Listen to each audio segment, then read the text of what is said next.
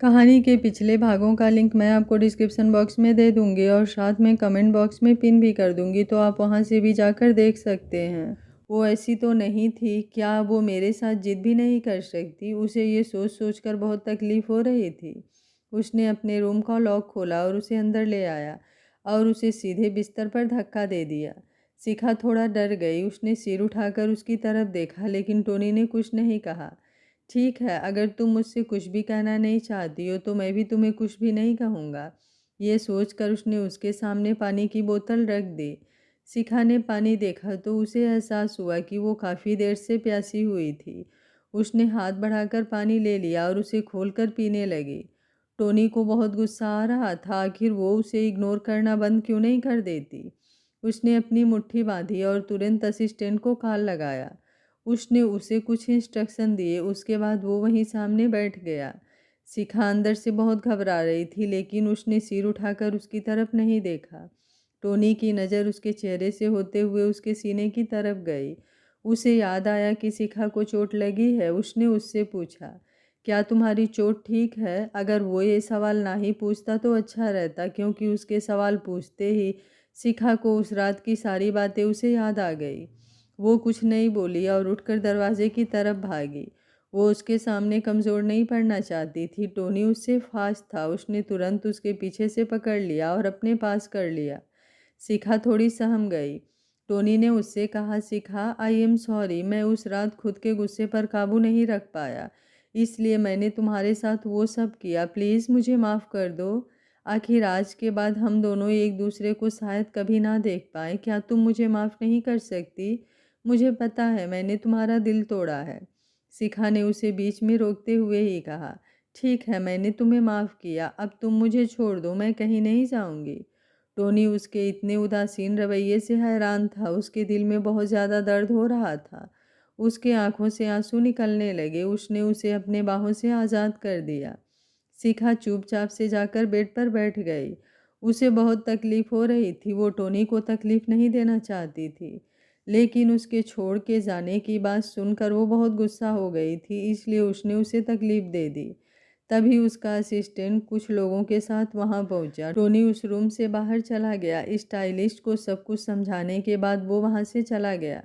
कुछ देर में प्रोग्राम शुरू हो गया। वहां बहुत ज़्यादा भीड़ थी। बहुत सारे रिपोर्टर वहां मौजूद थे, जिस वजह से उनकी बहुत अच्छी से पब्लिसिटी हो रही थी। शिखा ने ब्लैक कलर की वन पीस ड्रेस पहन रखी थी। उसके बालों का जूड़ा बनाया था। उसकी स्मोकी आइज मेकअप उसे और भी ज़्यादा ग्लैमरस बना रही थी। शिखा को ऐसे देख टोनी हैरान रह गया। उसे पता था कि शिखा बहुत सुंदर है, लेकिन वो ऐसी भी दिख सकती है उसने कभी सपने में भी नहीं सोचा था। उसने छुपकर ही शिखा को देखा। उसने उसके सामने जाने की हिम्मत नहीं की। उसके होठों पर एक प्यारी सी बहुत खूबसूरत लग रही थी। उसने हल्के सिल्वर कलर की गाउन पहन रखी थी और अपने बालों का जूड़ा बना रखा था। उसकी एक साइड से पतले और सुंदर पैर दिख रहे थे। उसकी सिल्वर कलर की सैंडल उसके गोरे पैरों की खूबसूरती को और बढ़ा रहे थे। आर्यन ने आज ब्लैक कलर का सूट पहन रखा था। वो बहुत ज़्यादा स्मार्ट लग रहा था। उसके मम्मी पापा भी आज वहाँ पर आने वाले थे। एंजल ने भी प्रिया से मैचिंग ड्रेस पहन रखी थी। उसके सिल्वर कलर की फ्रॉक उस पर बहुत खूबसूरत लग रही थी। आज राघवेंद्र जी, आशा जी, अनीस और शिल्पा, ये सब वहाँ मौजूद रहने वाले थे। शिल्पा तो मॉडल भी थी, इसलिए वो मॉडलिंग करने वाली थी। आज सब बहुत ज़्यादा खुश थे। आज पहली बार प्रिया आर्यन के साथ पब्लिकली अपनी शादी का ऐलान करने वाली थी और पूरी दुनिया को बताने वाली थी कि एंजल के डैड कौन है। वो बहुत खुश थी। वो सभी एक साथ वहाँ पहुँचे। वो परिवार साथ में बहुत अच्छा लग रहा था। मीडिया ने जब आर्यन कपूर को देखा तो वे बेकाबू हो गए, लेकिन जब उन्होंने उसकी गोद में एंजल को देखा तो वो सब एकदम से शांत हो गए। उन्हें नहीं पता था कि उन्हें उतनी बड़ी न्यूज़ आज मिलेगी। वो सब बहुत ज़्यादा एक्साइटेड थे। प्रिया ने बहुत ही प्यार से मीडिया के सारे सवालों का जवाब दिया। आर्यन ने भी बहुत ही अच्छे से मीडिया को हैंडल किया। वो दोनों उसके बाद सीधे उस जगह चले गए जहां उन्हें बैठना था। शिखा ने उनका वेलकम किया। शिखा को देखकर प्रिया बहुत खुश हुई। वो बहुत सुंदर लग रही थी। उसने उसे कॉम्प्लीमेंट दिया तो शिखा शर्मा गई और बोली, मैम थैंक यू तो मुझे आपको बोलना चाहिए, इस ड्रेस के लिए और स्टाइलिस्ट के लिए। प्रिया ने जब ये सुना तो वो कहना चाहती थी कि उसने ऐसा कुछ नहीं किया है। लेकिन जब उसने टोनी को कुछ ना बोलने का इशारा करते देखा तो वो सब समझ गई और कुछ नहीं बोली। जल्दी ही शो शुरू हुआ। शो बहुत ही सक्सेसफुल हुआ। चारों तरफ बस उनकी तारीफ़ें ही सुनाई दे रही थी। अपनी बहू की बड़ाई सुनकर आर्यन की माँ बहुत खुश हो गई। उन्होंने अब उसे अपनी बहू के रूप में स्वीकार कर लिया। राघवेंद्र जी आर्यन के पापा से मिलकर बहुत खुश हुए। वो दोनों ऐसे घुल मिल गए जैसे कि वो बहुत पुराने दोस्त हो। यही हाल आशा जी और आर्यन की माँ का भी था। टोनी बार बार नज़रें चुराकर शिखा को देख लेता था। शिखा को भी इस बात का पता था, इसलिए वो ऐसी जगह बैठी थी जिससे टोनी उसे आसानी से देख सके। आज सब बहुत खुश थे, लेकिन सबके सब आगे आने वाले खतरे से अनजान थे। आर्यन के फ़ोन पर एक मेल आया। जब आर्यन ने उसे खोल कर देखा तो वो वीडियो था। उसे देखकर आर्यन के होश ही उड़ गए। धीरे धीरे शो खत्म हुआ। सब लोगों ने शो की बहुत ज़्यादा तारीफ की। उसे मीडिया की भी बड़ी कवरेज मिली। ऑनलाइन प्लेटफॉर्म पर यह शो और भी ज़्यादा हिट रहा। बहुत से लोग लाइव इस शो को देख रहे थे। प्रिया को तो पता भी नहीं था कि उसने जितना सोचा था उससे कहीं ज़्यादा वो पॉपुलर हो गई थी। वो तो बस खुश होकर शो को एंजॉय कर रही थी। लेकिन आर्यन के एक्सप्रेशन बहुत ज़्यादा गुस्से वाले थे। वैसे तो वो प्रिया को देखकर मुस्कुरा रहा था, लेकिन उसके दिमाग में तो कुछ और ही चल रहा था। उसने प्रिया से वॉशरूम जाने की बात कही और वो वहाँ से उठकर बाहर चला गया। उसने वहाँ जाकर सीधे जॉर्ज को कॉल लगाया। उसने उससे कुछ बातें कही और उसके बाद उसने टोनी को कॉल लगाया। टोनी ने जब आर्यन का कॉल देखा तो उसने अपनी नज़रें घुमाकर देखा तो वो उसको अपनी जगह दिखाई नहीं दिया। टोनी ने कॉल रिसीव की और वॉशरूम की तरफ चला गया। टोनी ने जब आर्यन की बात सुनी तो वो हैरान रह गया और बोला, क्या तुम्हें यकीन है कि जो तुम बोल रहे हो वो सही बात है? आर्यन ने कहा, मैं यकीन के साथ नहीं कह सकता, लेकिन मैं प्रिया की सेफ्टी के साथ कोई चांस नहीं ले सकता। टोनी ने भी अपना सिर हाँ में हिलाया और बोला, यार मेरी आज की फ़्लाइट है, मैं तो चला जाऊंगा। मेरे बाद क्या तुम अकेले प्रिया का ख्याल रख पाओगे? आर्यन थोड़ा हंसा और बोला, वो मेरी बीबी है। अगर मैं अकेले उसका ख्याल नहीं रख सकता तो फिर मेरा उसके साथ होना बेकार है। मैं खुद मर जाऊंगा, लेकिन उस पर खरोच भी नहीं आने दूंगा। लेकिन बात तो ये है कि मुझे लगता है कि ये मामला तुम्हारी बहन के साथ जुड़ा है। ये सुनकर टोनी चौंक गया और बोला, क्या मतलब है तुम्हारा? आर्यन ने उसे अपने डाउट के बारे में बताया। टोनी ने जब उसकी बात सुनी तो वो थोड़ा हैरान रह गया और उसने गुस्से से पूछा, तुम इतने श्योर कैसे हो? तुम इतने यकीन के साथ कैसे कह सकते हो कि मेरी बहन के साथ जो हुआ उसमें एलिस के भाई का हाथ है? वो इस वक्त बहुत गुस्से में था। उसकी आंखें गुस्से से लाल हो गई थी। आर्यन ने थोड़ा सोचते हुए कहा, मुझे याद है कि एलिस का भाई यूजिन के कॉलेज में पढ़ता था और वो अक्सर उसे परेशान करता था। उसने उसे कई बार प्रपोज भी किया था, लेकिन यूजिन हमेशा उसे इनकार कर देती थी। लेकिन एक दिन जब वो कॉलेज से आई तो वो रो रही थी। उसके बाल हल्के बिखरे हुए थे और उसके हाथ पर भी हल्के खरोच के निशान थे। वो सीधे मेरे पास आई और मेरे गले से लग गई। मैं बहुत हैरान हो गया था। ये पहली बार था जब यूजिन को मैंने रोते देखा था। मैंने उससे पूछा तो उसने मुझे बताया कि सैम ने उसके दोस्तों के साथ मिलकर उसे परेशान किया और उसके साथ उसने बदतमीज़ी भी की। मैंने जब ये सुना तो मैं बहुत ज़्यादा गुस्सा हो गया था। मैंने सैम को बुलाया और उसे डांटा, 2 थप्पड़ भी लगाए। उसने यूजिन से माफ़ी भी मांगी। उस दिन के बाद से उसने कभी भी यूजिन को परेशान नहीं किया। लेकिन अभी वो कुछ कहता उससे पहले ही उसके मोबाइल पर जॉर्ज का कॉल आया। आर्यन की बात सुनकर टोनी गुस्से से पागल हुआ जा रहा था। उसने गुस्से से अपनी मुट्ठियां बना ली। उसकी बहन ने इतना कुछ सहा था, लेकिन उसने उसे कभी कुछ क्यों नहीं बताया? ये सोचकर ही वो खुद से नफरत करने लगा था। जब भी उसकी बहन को उसकी ज़रूरत थी वो उसके साथ नहीं था। ये सोचकर ही उसका दिल दुख से भर रहा था। आर्यन ने कॉल कट की और वो टोनी की तरफ मुड़ा। उसके होठों पर एक हल्की मुस्कान थी। टोनी ने सवाल भरे नज़रों के साथ उसकी तरफ देखा, जैसे वो पूछ रहा है कि आखिर तुम मुस्कुरा क्यों रहे हो? आर्यन जैसे उसकी बात को समझ गया हो, उसने कहा, मेरा अंदाज़ा बिल्कुल सही था। टोनी ने पूछा, क्या मतलब है तुम्हारा? आर्यन ने कहा, मुझे आज एक मेल आया है। वो मेल राज की तरफ से था। मैंने देखा कि उसने उसमें कहा था कि आज टोनी ने प्रिया को बर्बाद नहीं किया, जिसकी वजह से उसके प्लान पर पानी फिर गया। इसलिए उसने मोनिका के साथ मिलकर प्रिया को किडनैप करने का प्लान बनाया है। राज ने यह भी कहा है कि मुझे उसे बचाना होगा। वैसे मैं उस राज पर बिल्कुल भी भरोसा नहीं कर सकता, लेकिन मैं प्रिया की लाइफ के साथ कोई समझौता भी नहीं कर सकता।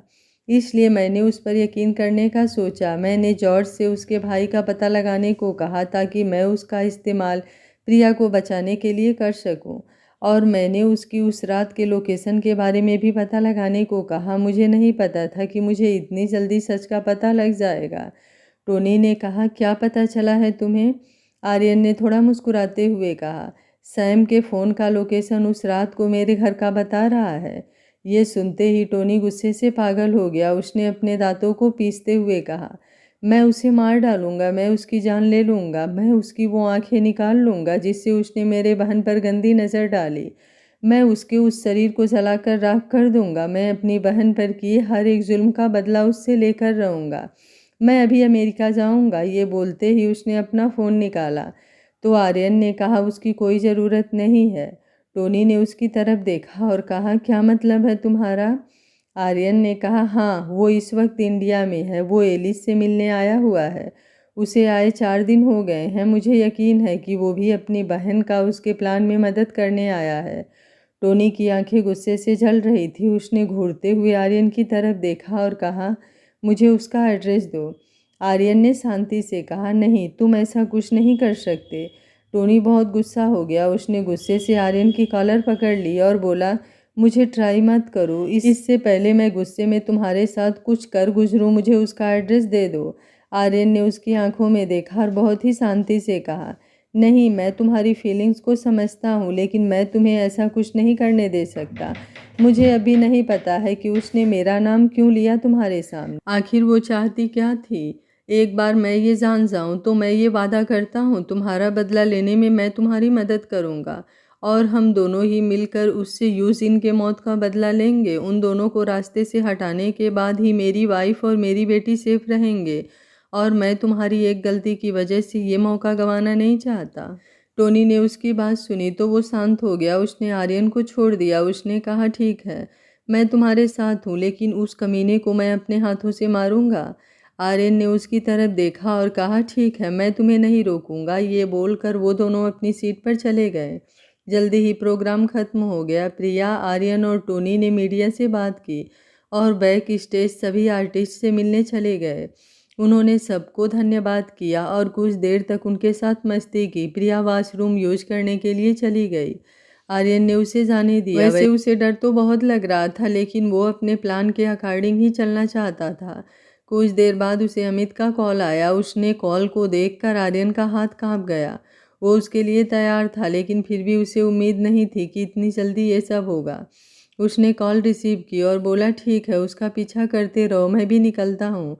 बोलकर उसने टोनी की तरफ देखा। टोनी उसकी बात को समझ गया। वो जल्दी से अपनी जगह से उठ गया और रूम के बाहर की तरफ चल दिया। आर्यन भी उसके पीछे पीछे चल दिया। वो दोनों अपने कार में बैठ गए। उसने एंजल को पहले ही उसके परिवार के साथ घर भेज दिया था। शिल्पा और अनीश दोनों ने पहले ही कोर्ट मैरिज कर ली थी, इसलिए दोनों अपनी लाइफ को बहुत ज़्यादा एंजॉय कर रहे थे। इसलिए आर्यन ने उन दोनों को कुछ भी बताना ठीक नहीं समझा। वो अकेले ही सारी मुसीबत का सामना करना चाहता था। प्रिया को एक कार में बैठाकर ले जाया जा रहा था। उसे बहुत ज़्यादा डर लग रहा था। उसके मुंह को कपड़े से बांधा गया था, इस वजह से वो कोई आवाज़ नहीं निकाल पा रही थी। उस कार में बैठा लड़का उसे बहुत ही गंदी नज़रों से देख रहा था। प्रिया को ऐसा महसूस हो रहा था जैसे उसके नज़रें उसके कपड़ों से आर पार देख सकती हों। उसने अपनी आंखें बंद की और आर्यन को याद करने लगी। जाहिर सी बात है, उसे नहीं पता था कि आर्यन उसे बचाने के लिए उसके पीछे ही आ रहा था। जल्दी ही उसे एक खंडहर में ले जाकर फेंक दिया गया। उसके हाथों और पैरों को बांध दिया गया था। प्रिया चाह कर भी खुद को छुड़ा नहीं पा रही थी। उसने उस आदमी के बारे में सोचा जो उसके साथ कार में बैठा था। उसने खुद से कहा, आखिर वो तो कोई विदेशी लग रहा था, आखिर उसकी मुझसे कैसी दुश्मनी है। जल्दी ही उस रूम का दरवाज़ा खुला। उसने सामने से जिस इंसान को आते देखा, उसे देखकर तो उसकी आंखें हैरानी से खुली रह गईं। प्रिया ने जब सामने देखा तो उसकी आंखें आश्चर्य से बड़ी बड़ी हो गईं। उसके मुंह से बस इतना ही निकला, मोनिका। मोनिका बड़े ही अकड़ में सामने से चली आ रही थी। उसने हंसते हुए कहा, राइट, तुमने मुझे बिल्कुल सही पहचाना, मैं मोनिका। प्रिया को तो अभी भी समझ में नहीं आ रहा था कि आखिर मोनिका को अब उससे क्या चाहिए। उसने तो पहले ही उससे सब कुछ छीन लिया था, तो फिर अब क्या? उसने उसे किडनैप क्यों किया? उसने मोनिका की तरफ देखा और गुस्से में पूछा, ये क्या बदतमीजी है? आखिर अब तुम्हें मुझसे क्या चाहिए? क्या तुमने मुझसे पहले ही मेरा सब कुछ छीन नहीं लिया था? तो फिर अब मुझसे क्या लेने आई हो? अब क्या चाहिए तुम्हें? मोनिका उसकी बात सुन रही थी। उसे बहुत गुस्सा आ रहा था, लेकिन उसे प्रिया को अपने सामने घुटनों पर बैठे देखकर बहुत खुशी हो रही थी। वो हंसते हुए बोली, क्या बात है, इतनी बड़ी कंपनी की सीईओ, इतने बड़े बिजनेस टाइकून की बीबी मेरे सामने घुटनों पर बैठी है, ये देखकर मुझे बहुत अच्छा लग रहा है। ये बोलकर उसने प्रिया के गालों को हल्के से छुआ और बोली, सच में तुम बहुत खूबसूरत हो, इसलिए तो सारे लड़के तुम्हारे आगे पीछे चक्कर लगाते हैं। लेकिन अफसोस, अब वो ये चेहरा कभी नहीं देख पाएंगे। ये बोलकर वो मुस्कुराई और अपने हाथों को प्रिया के गले तक ले गई और उसे दबाते हुए बोली, क्योंकि आज मैं तुम्हें मारने वाली हूँ। उसकी पकड़ प्रिया के गले पर और तेज हो गई। प्रिया के हाथ पैर बंधे होने की वजह से वो कुछ भी नहीं कर पा रही थी। उसका दम घुटने लगा। वो धीरे धीरे बोलने की कोशिश कर रही थी, हेल्प हेल्प मी। उसको यूं मदद के लिए गुहार लगाते देखकर मोनिका को बहुत ही ज़्यादा अच्छा लग रहा था। उसे बहुत ज़्यादा सुकून महसूस हो रहा था। प्रिया का चेहरा पूरा लाल हो गया था। उसे लगा कि वो आज मर ही जाएगी कि तभी किसी की आवाज़ आई, मोनिका उसे छोड़ दो, मत भूलो कि मुझे भी उससे अपना बदला लेना है। ये आवाज़ सुनते ही मोनिका ने ना चाहते हुए भी प्रिया का गला छोड़ दिया। मोनिका के गला छोड़ते ही प्रिया ने लंबी लंबी सांसें लेना शुरू कर दिया। उसकी नज़रें थोड़ी धुंधली थी, इसलिए वो उस आदमी को देख नहीं पा रही थी, लेकिन उस आदमी की आवाज़ उसे बहुत जानी पहचानी लग रही थी। तभी वो आदमी धीरे धीरे चलता हुआ प्रिया के पास आया और उसके सामने अपने पैरों के बल बैठ गया। उसने हाथ बढ़ाकर प्रिया के चेहरे से उसके बालों को हटाया।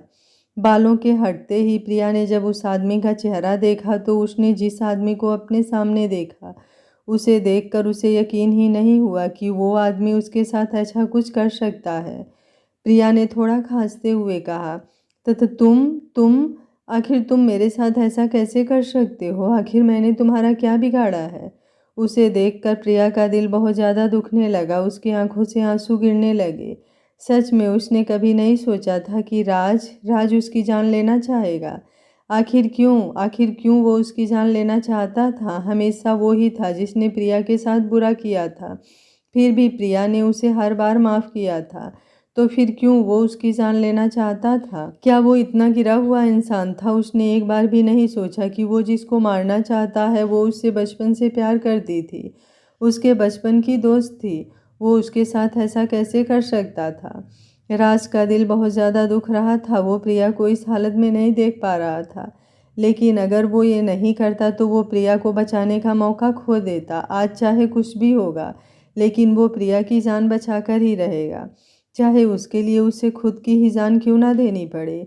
उसे तो बस ये समझ नहीं आ रहा था कि जब उसने आर्यन को खतरे के बारे में बताया था तो फिर आर्यन ने प्रिया के सेफ्टी का ध्यान क्यों नहीं रखा? क्या उसे प्रिया की बिल्कुल भी फिक्र नहीं थी? आखिर वो इतनी बड़ी लापरवाही कैसे कर सकता है? अब उसे जानबूझकर प्रिया को तकलीफ़ पहुंचाना ही होगा। उसकी जान बचाने के लिए उसे थोड़ी तकलीफ़ देनी होगी। उसने प्रिया के चेहरे पर अपने हाथों को फिराया। उसे उसकी स्किन सिल्क जैसी लगी। उसे प्रिया के साथ बिताए अपने पुराने दिन याद आ गए, जब वो उसे जब चाहे तब छू सकता था। प्रिया को उसका छूना बिल्कुल भी अच्छा नहीं लगा। उसने अपना चेहरा पीछे की तरफ कर लिया। राज थोड़ा मुस्कुराया। उसके आंखों में कोई भी उस दर्द को देख सकता था। उसने सच में कभी प्रिया की इज्जत नहीं की थी। वो उसे एक अमीर और बेवकूफ़ लड़की समझता था, लेकिन आज वो समझ पा रहा था कि जब आप किसी से प्यार करते हैं तो आप वो सब कुछ करते हैं जिससे आपका पार्टनर खुश होता है। जैसे आज वो मजबूर था। उसने झटके से प्रिया का चेहरा अपने एक हाथ से पकड़ लिया और उसके चेहरे को अपने चेहरे के पास ले आया। उसने गुस्से से कहा, क्या हुआ? तुम्हें ये पसंद नहीं आया? ये ह्यूमिलिएशन तुम्हें पसंद नहीं आया? पर तुम दूसरों के साथ तो यही करती हो, उन्हें ह्यूमिलेट करती हो, जिससे तुम्हें बहुत खुशी मिलती है ना? प्रिया के चेहरे में दर्द हो रहा था, लेकिन उससे ज़्यादा तकलीफ तो उसके दिल में हो रही थी। उसने सोचा कि आखिर उसने किसे ह्यूमिलेट किया था। उसने तो कभी राज के साथ ऐसा कुछ नहीं किया था। राज ने उसके चेहरे पर सवाल से भरे नज़रों को देखा तो मुस्कुराया और बोला, क्या हुआ, तुम भूल गई कि तुमने कैसे मेरे पापा को ह्यूमिलेट किया था इतने लोगों के सामने। उन्होंने तुमसे भीख मांगी, तुम चाहती तो उस बात को कंपनी में ही ख़त्म कर सकती थी, लेकिन तुमने जानबूझकर पुलिस को इसमें इन्वॉल्व किया और मुझे और मेरे पापा को पूरी दुनिया के सामने ह्यूमिलेट किया। तुम्हारी वजह से उन्होंने मुझे अपना बेटा मानने से मना कर दिया। मेरा परिवार होते हुए भी मैं अनाथ हो गया। मेरी इज्जत खाक में मिल गई। मुझे मेरे जॉब से निकाल दिया गया।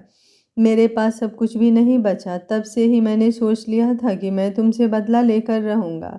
अब तुम भी भीख मांगो, मुझसे अपनी ज़िंदगी की भीख मांगो, वैसे ही जैसे मेरे पापा ने उस दिन तुमसे मांगी थी। मांगो, राज ने चिल्लाते हुए कहा।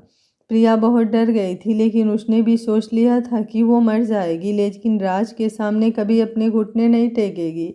उसने गुस्से से राज की तरफ देखा। राज उसकी आंखों को देखकर डर गया। उसने कभी प्रिया की आंखों में इतनी नफरत नहीं देखी थी। उसका हाथ अपने आप ही उसके चेहरे से हट गया।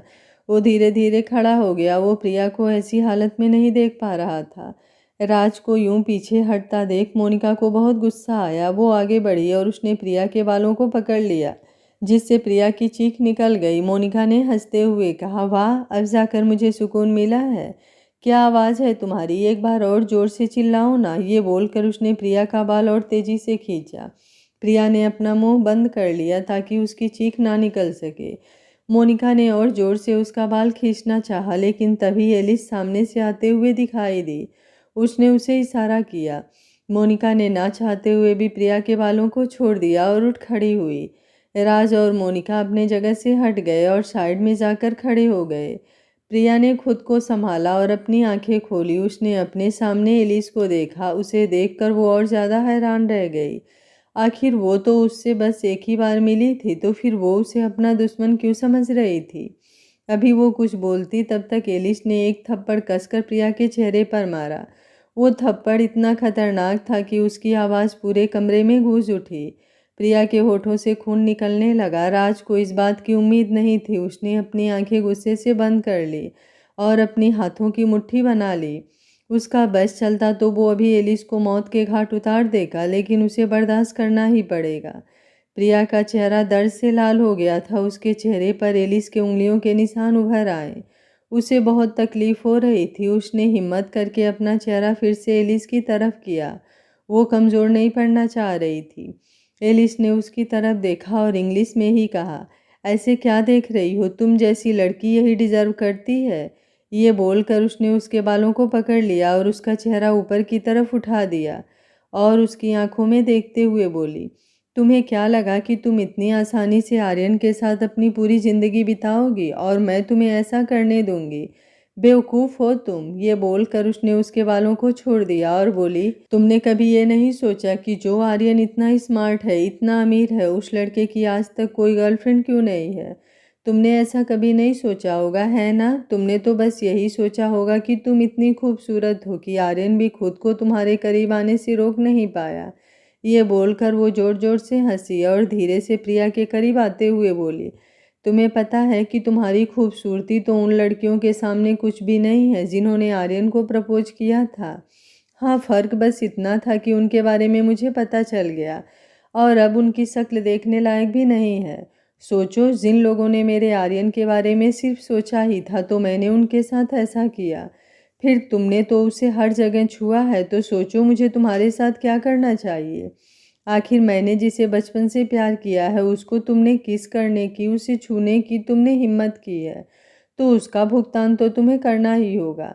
पता है, मैं जब भी ये सोचती हूँ तो गुस्से में पागल हो जाती हूँ। मुझे बहुत तकलीफ़ होती है, मैं तड़पती हूँ, मुझसे वो दर्द बर्दाश्त नहीं होता। मुझे हर बार मर जाने का ख्याल आता है, लेकिन फिर मैं ये सोचकर खुश हो जाती थी कि आज मैं जितना तड़पूंगी उससे 100 गुना ज़्यादा मैं तुम्हें वापस करूँगी। ये बोलते समय एलिस पागलों जैसी हरकतें कर रही थी। उसे ऐसी हरकतें करते देख मोनिका भी एक पल के लिए डर गई थी। प्रिया का चेहरा भी डर से अब सफ़ेद हो गया था। वो ये सोचकर ही सिहर उठी कि उसके साथ वो क्या बुरा कर सकती थी। आखिर वो उससे इतनी नफरत क्यों करती थी। उधर आर्यन युज सिंह के साथ उस जगह पर पहुंच गया था। प्रिया के ना मिलने पर शिखा भी अब बहुत परेशान थी, इसलिए टोनी उसको भी अपने साथ ले लिया। उनके पीछे बहुत सारे बॉडीगार्ड भी थे, वो सभी हथियारों से लैस थे। आर्यन का दिल बहुत जोर जोर से धड़क रहा था, उसके माथे से पसीने की बूंदें टपक रही थी। वो ये सोच रहा था कि कहीं उसने प्रिया के जान के साथ कोई समझौता तो नहीं कर लिया। कहीं ऐसा ना हो कि वो जब तक वहां पहुंचे तब तक प्रिया के साथ कोई अनहोनी ना हो जाए। वो जैसे ही वहां पहुंचा, उसने अपने आदमियों से उस इलाके को चारों तरफ से घेरने को कह दिया। सारे आदमी चारों तरफ फैल गए, वो अपने काम में बहुत ज़्यादा माहिर थे। उधर एलिस ने एसिड की बोतल निकाली। उस बोतल को देखकर राज के तो रोंगटे खड़े हो गए, वो डर से कांपने लगा। उसने कभी नहीं सोचा था कि ये लड़की इतनी बेरहम हो सकती है। उसने सोच लिया कि वो उस एसिड की एक भी बूंद प्रिया पर नहीं पड़ने देगा, चाहे उसके लिए उसे खुद को ही क्यों ना कुर्बान करना पड़े। उसे आर्यन पर बहुत गुस्सा आ रहा था। अगर आर्यन ने उसकी बातों को सीरियस लिया होता तो प्रिया इतनी बड़ी मुसीबत में नहीं आती। उसने प्रिया की तरफ देखा जो बहुत ज़्यादा डरी हुई थी। वो डर से कांप रही थी, उसका पूरा शरीर पसीने से तर हो गया था। राज ने उसे इतना कमज़ोर कभी नहीं देखा था। उसके आंखों के सामने प्रिया के साथ बिताए बचपन के सारे पल एक एक करके गुजरने लगे।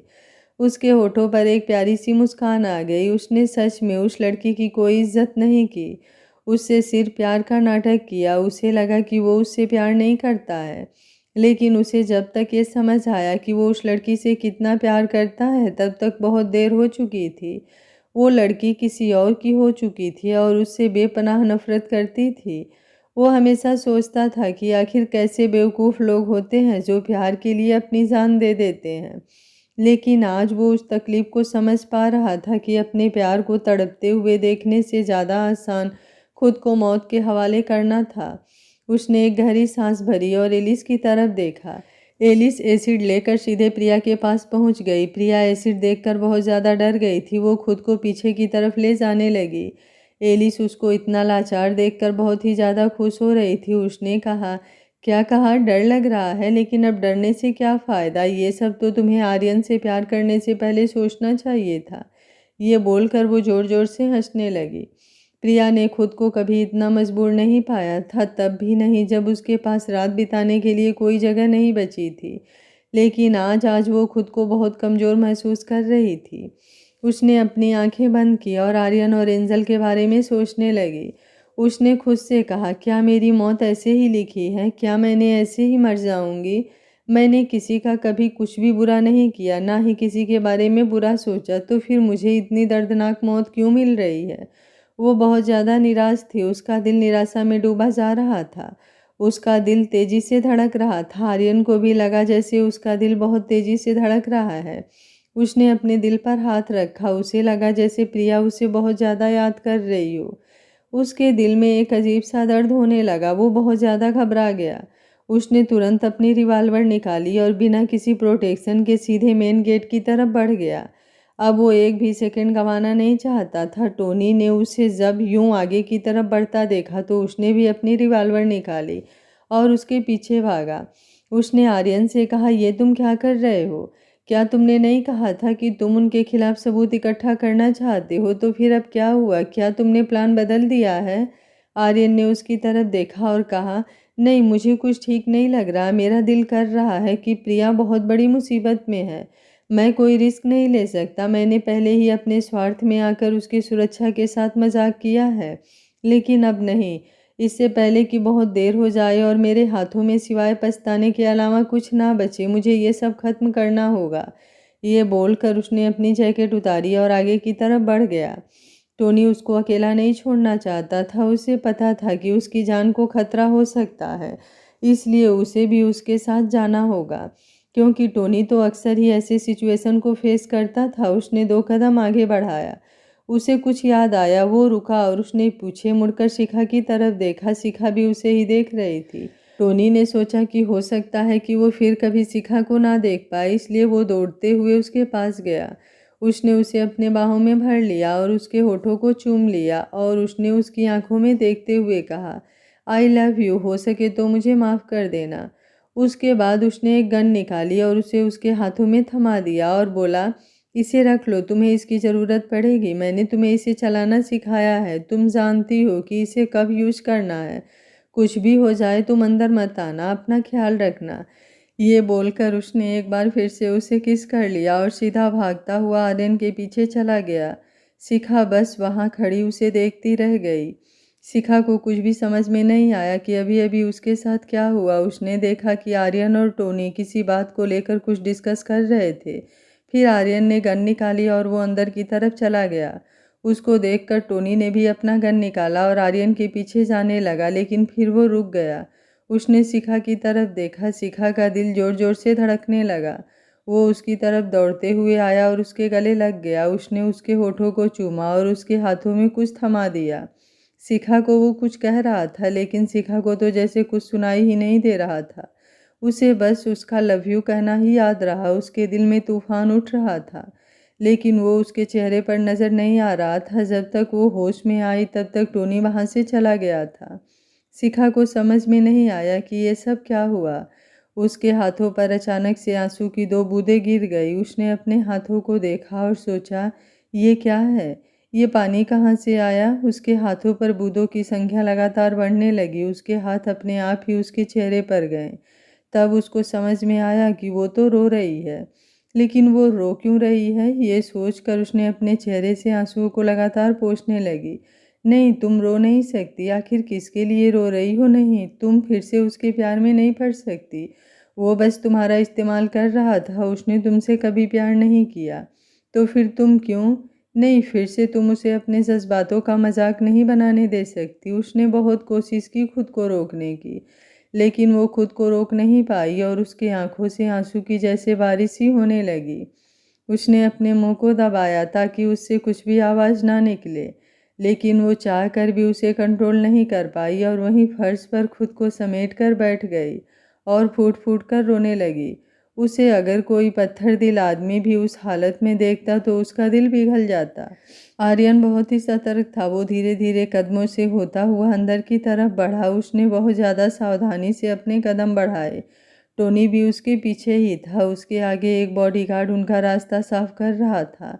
आर्यन चाहता तो सीधे अंदर घुस सकता था, लेकिन वो ये नहीं भूल सकता था कि प्रिया भी अंदर है और उसके किसी भी एक गलत कदम का क्या असर प्रिया पर पड़ सकता था, इसका अंदाज़ा आर्यन को बहुत अच्छे से था। वहाँ इतना सन्नाटा था कि आर्यन अपने बढ़े हुए दिल की धड़कन को साफ साफ सुन सकता था। जैसे ही उन्हें सामने कमरा दिखा वे सब सावधान हो गए। उन्होंने एक दूसरे को सावधान रहने का इशारा किया। बॉडीगार्ड ने पहले अपने कान दरवाजे पर लगाए। उसे कुछ हलचल सुनाई दी। उसने सबको शांत रहने का इशारा किया। सबने हाँ में सिर हिलाया। उसके बाद उसने फिर से अपना कान दरवाजे पर लगाया ताकि वो समझ सके कि अंदर ज़्यादा लोग हैं या कम, लेकिन इस बार उसे किसी के भी कदमों की आहट सुनाई नहीं दी। उसने थोड़ा कंफ्यूज होकर आर्यन और टोनी की तरफ देखा। टोनी बहुत समझदार था। वो समझ गया कि बॉडीगार्ड का क्या मतलब है। वो आगे बढ़ा। उसने अपने कान दरवाजे से लगाए, लेकिन उसे भी कुछ सुनाई नहीं दिया। लेकिन ऐसा कैसे हो सकता था, क्योंकि अमित प्रिया के किडनैपर के कार का पीछा कर रहा था और उनकी कार यहीं आकर रुकी थी। ये खंडहर भी सिर्फ एक मंजिला थी और कोई कमरा ऐसा नहीं था जिसमें कोई भी दरवाज़ा हो, तो फिर उन्हें इसी कमरे में होना चाहिए था।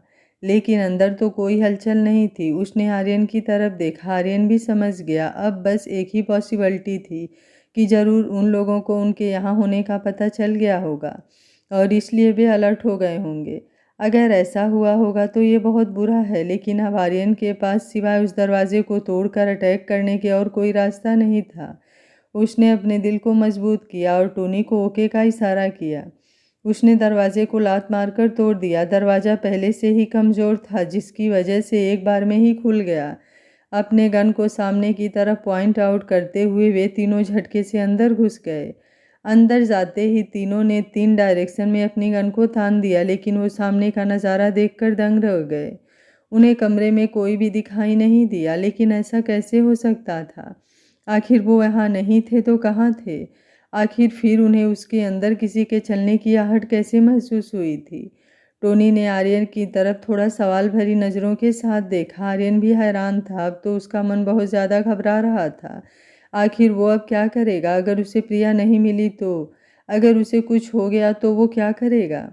वो खुद को कभी माफ़ नहीं कर पाएगा। आज पहली बार उसे अपने फैसले पर पछतावा हो रहा था। उसकी आंखों में आंसुओं ने अपना घर बनाना शुरू कर दिया था। अब तो वो सोच भी नहीं पा रहा था कि प्रिया इस वक्त किस हालात में होगी, और वो भी बस उसकी लापरवाही की वजह से। उसकी आंखें लाल हो गई। टोनी ने पहली बार आर्यन को इस तरह से टूटा हुआ देखा था। वो आर्यन की तकलीफ को समझ सकता था। उसके दिल में अब एलिस और सैम के लिए नफरत और ज़्यादा बढ़ गई थी। हाँ, वो पहले प्रिया को नापसंद करता था और उसे बर्बाद भी कर देना चाहता था, लेकिन जब वो धीरे धीरे प्रिया को जानने लगा तो वो चाह कर भी उससे नफरत नहीं कर पा रहा था। वो सच में उसकी एक बहुत अच्छी दोस्त बन गई थी। अब वो खतरे में थी और इसके पीछे कहीं ना कहीं वो भी जिम्मेदार था। वो अपनी जगह से आगे बढ़ा और उसने आर्यन के कंधे पर अपना हाथ रखा। आर्यन को अपनी उम्मीदें टूटती हुई नजर आ रही थी, लेकिन वो अपनी हिम्मत नहीं हार सकता था। उसके पास निराश होने का समय नहीं था। उसने अपने आप को शांत किया और अपना फ़ोन निकालने लगा कि तभी उसे लगा जैसे सामने की दीवार में कुछ हलचल हुई। ये देखकर वो हैरान रह गया। उसे लगा कि उसने कुछ गलत देखा है, लेकिन वो कोई चांस नहीं लेना चाहता था। इसलिए उसने टोनी को शांत रहने का इशारा किया और उस दीवार की तरफ बढ़ गया। वो धीरे से उसके पास गया और उसने उस दीवार को छुआ। उसे लगा जैसे वो खोखला हो। उसने 2 उंगली से उस पर धीरे से खटखटाया। उसे अपने कानों पर यकीन नहीं हुआ। उसने हैरानी से टोनी की तरफ देखा। उन्होंने अपनी गन को एक बार फिर से सामने की तरफ तान लिया और आर्यन को आगे बढ़ने का इशारा किया।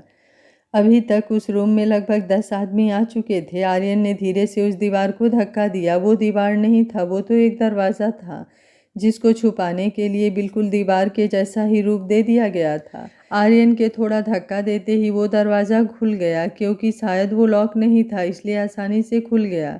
लेकिन दरवाज़ा खुलते ही सामने दीवार दिखाई दी। ये ऐसा था जैसे किसी ने पतली सी गली को दीवार के बीच में बना दिया हो। ये देखकर आर्यन के साथ साथ सब लोग हैरान रह गए। ये क्या था? आखिर ये कैसा मजाक था? सब निराश हो गए। लेकिन आर्यन को कुछ अजीब लगा। आखिर कोई भी ऐसा क्यों करेगा? वो थोड़ा अंदर गया। जैसे ही वो अंदर गया उसे एक आवाज़ सुनाई दी, एलिस स्टॉप। ये सुनते ही आर्यन ने आवाज़ के डायरेक्शन में देखा। उसे एक थोड़ी सी खुली जगह दिखाई दी, जिसमें नीचे की तरफ जाती हुई सीढ़ियाँ थी। आर्यन के जान में जान आई। इसका मतलब नीचे एक बेसमेंट है। ये सोचकर आर्यन ने टोनी को अपने पीछे आने का इशारा किया। टोनी भी उसके पीछे गया। टोनी भी ये देखकर हैरान था। उन्होंने सावधानी से नीचे की तरफ देखा। उन्हें नीचे भी कोई नहीं दिखा, लेकिन आवाज़ साफ साफ सुनाई दे रही थी। वो धीरे धीरे नीचे आए। उन्हें सामने एक आधी टूटी दीवार दिखाई दी, जिसके पीछे वो दोनों छुप गए। उन्हें सामने के कमरे से लोगों की आवाज़ें सुनाई दे रही थी। आर्यन के दिल की धड़कन बहुत तेज हो गई। उसने हल्के से झांक कर अंदर देखा। वहाँ उसे एलिस नजर आई। उसके हाथों में कुछ था और उसके पीछे एक लड़का खड़ा था। आर्यन उस लड़के को पहचान रहा था। वो सैम था। आर्यन की आंखें गुस्से और बदले की भावना से जल रही थी। उसने नीचे किसी के पैर देखे जो रस्सी से बंधे थे। उसके पैर सिल्वर गाउन से बाहर की तरफ निकले हुए थे। आर्यन उन पैरों को पहचान पा रहा था। आर्यन का दिल जैसे दहल उठा। आखिर वो प्रिया को ऐसे कैसे देख सकता था? उसकी ऐसी हालत कैसे हो गई? आर्यन की आंखें हल्की नम हो गई। वो आगे बढ़ना चाहता था, लेकिन टोनी ने उसे रोक दिया और शांत रहने का इशारा किया। टोनी को पता था कि अचानक से हमला करना सब कुछ खराब कर सकता था। आखिर स्थिति इतनी भी खराब नहीं थी जितनी उसने सोची थी। उसे बस सही मौके का इंतजार करना होगा। एलिस ने जैसे ही एसिड की बोतल को उठाया था, वैसे ही उसके भाई ने उसे रोक दिया। एलिस इस बात से नाराज हो गई, लेकिन राज ने राहत की सांस ली। एलिस ने गुस्से से सैम की तरफ देखा और कहा, तुम मुझे मेरा बदला लेने से कैसे रोक सकते हो? सैम ने उसकी तरफ देखा और कहा, रिलैक्स, मैं तुम्हें रोक नहीं रहा, तुम अपना बदला लेना। लेकिन उसके पहले ये बोलकर वो प्रिया की तरफ देखने लगा। उसने बहुत ही लालच भरी निगाहों के साथ प्रिया को ऊपर से नीचे की तरफ देखा। वो लड़की इस समय बिल्कुल भी ठीक हालत में नहीं थी, लेकिन फिर भी वो बला की खूबसूरत लग रही थी। सैम ने अपनी जीभ को अपने होठों पर फिराया और कहा, लेकिन पहले मैं इसे टेस्ट करना चाहता हूँ। आखिर मैं भी तो देखूँ इसमें क्या है कि आर्यन कपूर इस पर अपना दिल हार बैठा। उसकी बातों को सुनकर एलिस खुश हो गई। राज का तो खून ही खौल उठा। उसने गुस्से से सैम की तरफ देखा। ऐसा लग रहा था मानो वो उसको मौत के घाट उतार देना चाहता हो। मोनिका भी ये सुनकर खुश हो गई। आर्यन का तो मन किया कि वो अभी सैम को गोली से उड़ा दे, लेकिन टोनी ने उसके बाहों को थाम लिया। आर्यन ने उसकी तरफ देखा। टोनी की आंखों में वो नफरत और गुस्सा साफ साफ देख सकता था, लेकिन टोनी ने खुद को काबू करते हुए अपना सिर ना में हिलाया।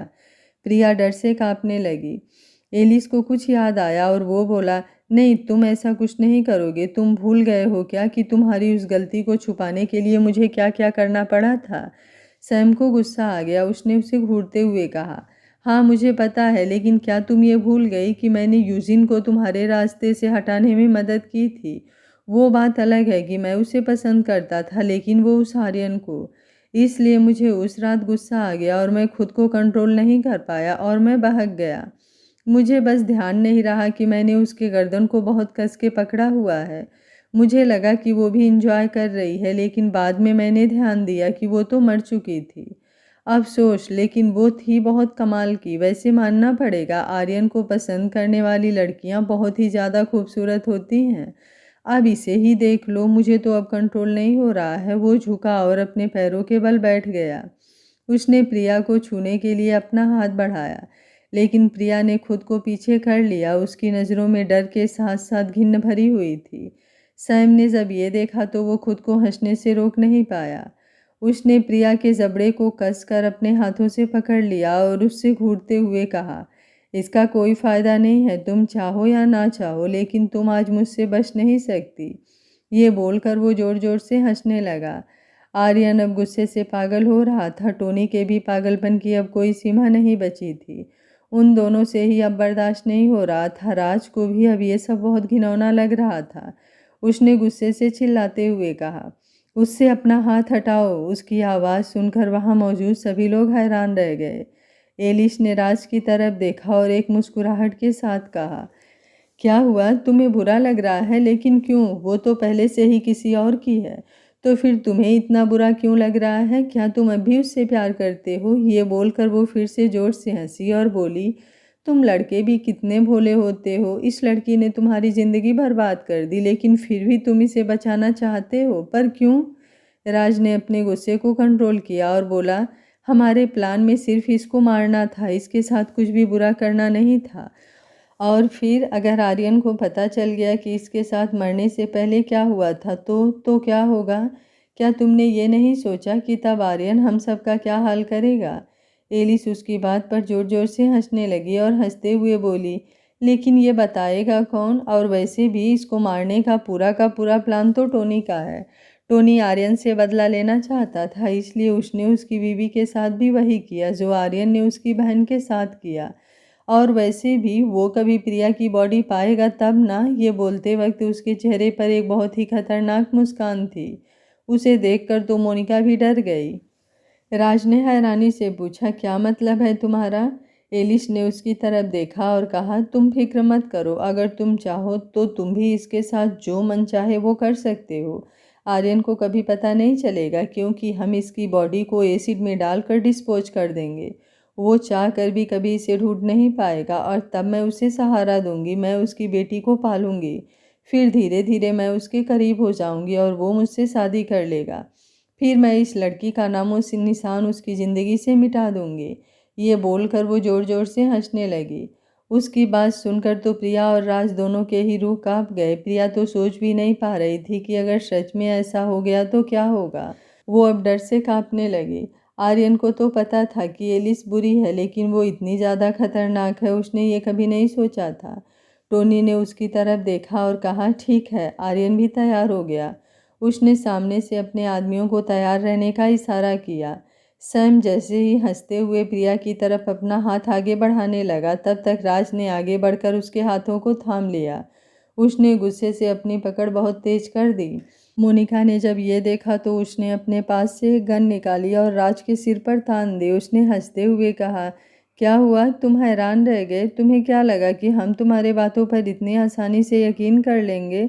मैंने तुम्हें आर्यन को मैसेज भेजते हुए देख लिया था और मैं तब से ही जानती थी कि तुम बस उसे टॉर्चर करने का नाटक कर रहे हो। तुम तो बस उसे प्रोटेक्ट करना चाहते हो।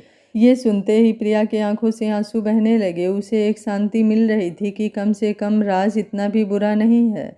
अब कम से कम वो सुकून से मर सकेगी। उसने राज की आंखों में देखा। राज की आंखें हल्की नम थी, लेकिन उनमें आज सच्चाई थी और उसके लिए बहुत सारा प्यार था। ये वही था जो वो हमेशा से कभी उसकी आंखों में देखना चाहती थी।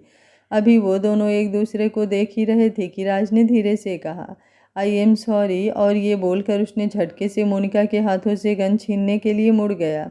ये सब इतने अचानक से हुआ कि कब वो बंदूक मोनिका के हाथों से गायब हो गई उसे पता भी नहीं चला।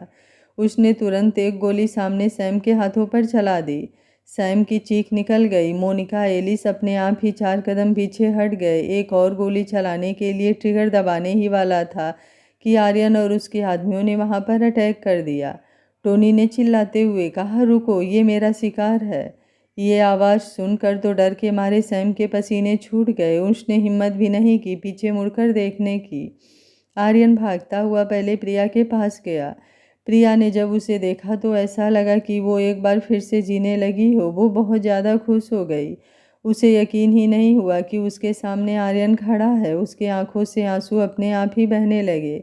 आर्यन भी खुद को रोक नहीं पाया। उसने तुरंत उसे अपनी बाहों में उठा लिया। वो उसे लेकर पास रखे चेयर पर बैठ गया। आर्यन ने प्रिया को अपनी गोद में बिठा लिया। उसने जल्दी से उसके हाथ पैरों को खोल दिया। प्रिया को तो पता भी नहीं था कि उसको सेफ देखकर आर्यन को कैसा महसूस हो रहा था। उसे लगा जैसे उसने जिंदगी के जाते हुए सांसों को वापस पा लिया हो। प्रिया उसकी गोद में बैठे बस आर्यन के चेहरे को देखी जा रही थी। उसे यकीन नहीं हो रहा था कि वो इस वक्त आर्यन की बाहों में है। जैसे ही उसके हाथ आज़ाद हुए वैसे ही उसने उसके चेहरे को थाम लिया और उसके होठों को चूम लिया। आर्यन को भी बहुत सुकून मिला। उसने भी उसे चूम लिया। दोनों कुछ देर तक एक दूसरे की बाहों में खो गए। आर्यन ने प्रिया के चेहरे को थाम लिया। उसने उसके गालों को सहलाया। प्रिया के चेहरे पर एक प्यारी सी मुस्कान खिल गई। आर्यन भी मुस्कुराने लगा। तभी आर्यन की नज़र उसके चेहरे पर गई जिस पर थप्पड़ों के निशान थे। उसने उसके होठों को देखा जो हल्के सूज गए थे और उनके बगल में खून के सूखने के दाग बन गए थे। ये देखकर आर्यन के गुस्से का पारा हाई हो गया। वो तुरंत उठा। उसने प्रिया को चेयर पर बैठा दिया और धीरे धीरे सैम की तरफ बढ़ा। सैम डर से कांप रहा था। आर्यन ने झटके से उसके हाथ को पकड़ लिया और बोला, इन हाथों से तुमने उसे छुआ था ना? ये बोलते ही हड्डियों के टूटने की आवाज़ आती है, साथ ही किसी के चीखने की। आर्यन ने सैम के हाथ को तोड़ दिया था। आगे क्या होगा इस कहानी में जानने के लिए देखते रहिए कहानी का अगला और अंतिम भाग। अगर आपको कहानी अच्छी लग रही है तो वीडियो को लाइक, शेयर एंड चैनल को सब्सक्राइब कर लीजिएगा। Thank you for watching. मिलते हैं कहानी के अगले और अंतिम भाग में।